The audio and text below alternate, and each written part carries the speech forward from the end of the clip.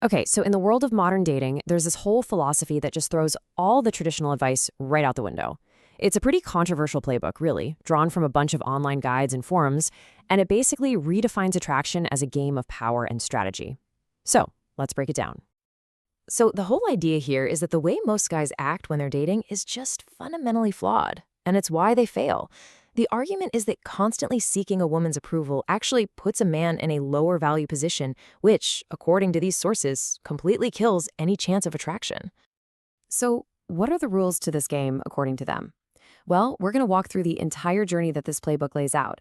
We'll start with how they diagnose what they call dating failure. Then we'll get into the mindset shift they say is required, dive into the specific rules of attraction, and finally see how it all supposedly leads to one ultimate goal: becoming the prize. First up, let's get into how these sources define the common mistakes that they claim land guys squarely in the friend zone. It all kicks off with identifying what they call loser behaviors. You see, this whole philosophy is really built on this stark contrast: loser behaviors on one side, alpha traits on the other.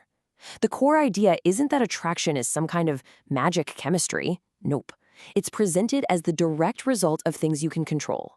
Like, for instance, swapping out that need for validation with an almost irrational self-confidence, or trading being too nice for being more playful and tease it. And the guides, they list a ton of behaviors they claim will just destroy attraction. For example, becoming her emotional tampon, being the guy she just vents to about other men, that basically guarantees you're seen as a friend, never a partner. Hiding what you really want is seen as weak, and not leading the interaction, that forces her into what they call a masculine role, which supposedly kills the whole romantic vibe. And this quote, man, it just nails a central theme here. The idea is that women are, according to these sources, biologically turned off by male weakness. They want emotional stability. So a mountain, that represents a guy who's stoic, he's strong. A puddle, on the other hand, is the guy who overshares all his insecurities and basically dissolves what they call his masculine frame. Okay, so once you've diagnosed the supposed failures, what's next? Well, the next step in this playbook is a massive internal shift. We're not just talking about changing what you do. This is about totally rebuilding a man's core mindset. And it all starts with a concept they call frame. So, frame is basically defined as a man's mental armor. It's his core identity, his reality, his non-negotiable principles. The thinking is that a guy with a strong frame doesn't bend his reality to try and fit into a woman's world. No, he's the one whose world she wants to enter. And this quote really drives that point home. It positions frame as this central force that literally reshapes a man's social reality. It's the difference between being reactive and always looking for approval versus being the center of gravity in any interaction. And that idea of frame leads directly to another huge principle. A man's purpose, his mission, whatever that is, it must always come before his relationship. These sources claim that the second a woman becomes his entire world, he loses the very ambition and drive that made him attractive to her in the first place. All right, we've got the mindset down. Now for the really juicy stuff, the actual tactics and rules for interacting with women. And these are often laid out as a clear, almost formulaic set of commandments for creating attraction. Just look at the advice for texting. It's a perfect example. The goal is to ditch those predictable, kind of needy messages like good morning and replace them with texts that create mystery, humor, and a little bit of tension.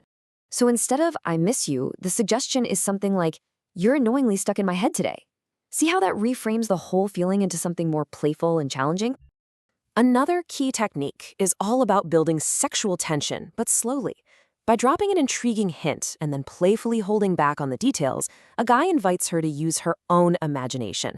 And according to these guides, the fantasy she cooks up in her own mind is going to be way more powerful than anything he could ever spell out for her directly.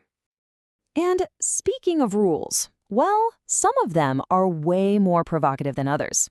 Take, for instance, one of the most controversial commandments, number 2. And here it is. This is just a prime example of using what a lot of people would call dark psychology. The logic here is that jealousy actually works as a form of social proof. By showing that other women desire him, a man supposedly skyrockets his own value and triggers a woman's natural competitive instinct. So you've got the mindset, you've got the tactics, but what's the end goal? Well, It's about attracting what the Playbook calls a high-value woman, while also learning to spot and steer clear of women who show red flags. So these sources create this really stark black and white picture, the ideal partner versus the one you need to avoid. And this isn't just about personal preference. It's framed as a vital filtering mechanism. A green flag woman is described as peaceful and respectful, someone who actually adds to a man's mission. But a woman with red flags is seen as chaotic, manipulative, a distraction, or even a threat to his frame. And this morning, it goes even deeper. Some of these materials explicitly say do not engage with women who have what they call a trail of chaos. The argument is that these patterns aren't just little flaws, they're core character traits. So trying to fix someone like that, that's presented as a classic loser behavior, a pointless effort that just drains a man's energy, breaks his frame, and at the end of the day, proves his low value. This brings us to the final stage, the game end of this whole transformation. It's about completely flipping the script on the typical dating dynamic. The goal is to go from being the chaser to being the one who is chased. So, the crucial point here, and this is everything, is a radical shift in mindset. It's about developing an attitude that's totally independent of the outcome. The idea is, by genuinely not needing her approval, a man's value actually goes up, and she starts to wonder if she's good enough to keep his interest. And this is the ultimate endgame of this whole philosophy. Let's say you go through a breakup. The focus is 100% on self-improvement, not to win her back, but to elevate yourself to a level where that past relationship becomes completely irrelevant. The goal is to become so out of her league, she couldn't even get close again. So at the end of the day, what are we really looking at here? This collection of advice presents a very clear but, highly controversial system. It frames dating as a game, with defined rules, winners, and losers. Whether you see it as a strategy for building confidence and attraction, or as a blueprint for emotional manipulation, it definitely leaves us with a lot to think about when it comes to how we form relationships today.